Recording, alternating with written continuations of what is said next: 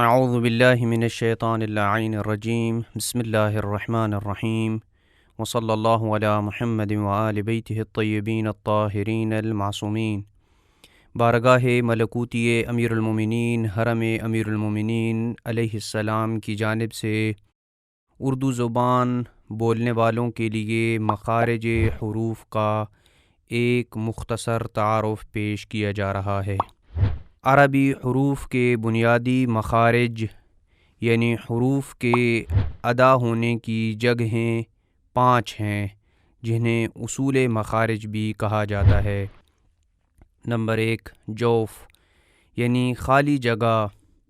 علماء تجوید اور علماء لغت کے نزدیک منہ اور گلے کے خلا کو، جن کو تصویر میں سبز اور نیلے رنگ سے ظاہر کیا گیا ہے، جوف کہتے ہیں۔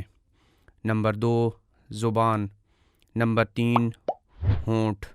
نمبر 4، حلق جسے گلا کہتے ہیں۔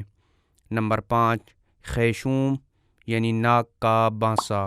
وصلی اللہ علی محمد وآل بیتہ الطیبین الطاہرین المعصومین۔